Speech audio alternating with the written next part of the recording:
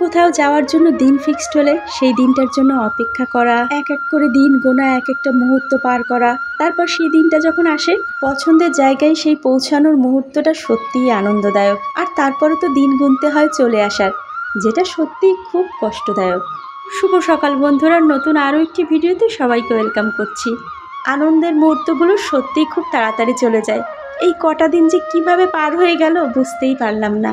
বাড়ির পাশে এক কাকিমা ছিল, বলেছিলাম কিছু শাক এনে দিতে। 3-4 রকমের অনেকগুলো শাক নিয়ে আসছে, সেগুলোই আমি আর দিদি সকাল সকাল বেছে নিয়েছি।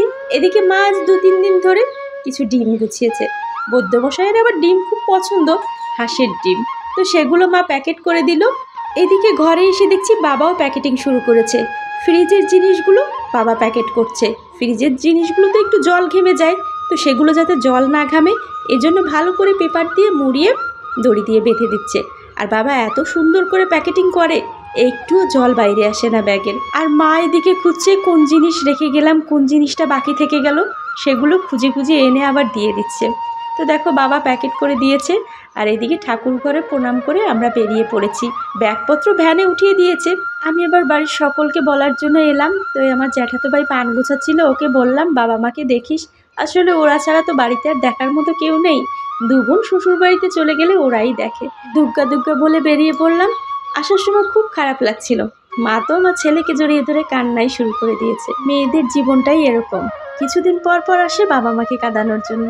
তো দেখো চলে এলাম আমাদের বাজারের কাছাকাছি। আজকে হাটবার, বাঁশের হাট বসেছে।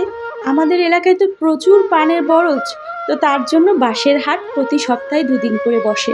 আর এটা হচ্ছে আমাদের গ্রামের একদম শেষ প্রান্ত। এই মাঠটা পেরোলেই নতুন আরেকটা গ্রামের শুরু। এই মাঠটা হচ্ছে আমাদের গ্রামের সবথেকে বড় মাঠ। ফুটবল খেলা, ক্রিকেট বা কোনো অনুষ্ঠান সব এই মাঠেই হয়। ছেলেটার মনটা খারাপ হয়ে গেছে।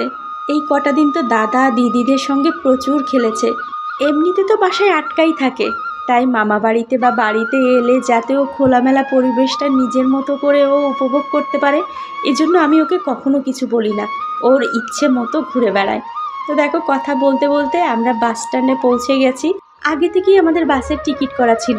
আমাদের বাড়ি থেকে এখানে আসতে প্রায় 40 থেকে 45 মিনিট লেগে যায়, তো একটু আগে ভাগেই বেরিয়েছি। কিছুক্ষণ ওয়েট করার পরই বাসটা চলে আসছে। আমি আর আমার ছেলে তো উঠে পড়েছি বাসে। বৈদ্যমশাই ব্যাগগুলো সব বক্সে ঢুকিয়ে তারপরে গাড়িতে উঠলো। যদিও আগে থেকে টিকিট করেছি, কিন্তু তারপরও সিটটা সামনের দিকে পাইনি, একদম পিছনের দিকে ছিল। গাড়িতে ওঠার কিছুক্ষণ পরে ছেলেটা ঘুমিয়ে পড়েছিল। আর আমরা পদ্মা সেতু টোল প্লাজায় চলে আসছি। টোল দিয়ে আমরা ব্রিজে উঠে পড়েছি। ব্রিজটাই এলেই আমার সেই ফেরির কথা মনে পড়ে যায়, যেখানে একদিন আমাদের লেগেছিল এখানে। তো যাই হোক, দেখো আমরা বাসায় চলে আসছি। এরপর টায়ার্ড ছিলাম অনেক, যার জন্য কোনো ভিডিওই করতে পারিনি। তো এখন সব বাসায় এসে প্যাকেটগুলো সব খুলে দেখছি। দেখো কি সুন্দর প্যাকেট করেছে, একটুও জল বাইরে আসেনি। ব্যাগটা বক্সের ভিতরে ছিল তো বেশ ভিতরটা গরম। এই পলিথিনের মুখগুলো খুলে দিচ্ছি যাতে শাকগুলো একটু ঠান্ডা হয়, না হলে আবার নষ্ট হয়ে যেতে পারে। চলো আজকের মতো তাহলে ভিডিওটা এখানেই শেষ করছি। নতুন ভিডিও নিয়ে খুব শীঘ্রই দেখা হচ্ছে। তোমরা সকলে খুব ভালো থেকো, আর ভিডিওটা কেমন লাগলো কমেন্ট করে জানাতে ভুলবে না। টাটা।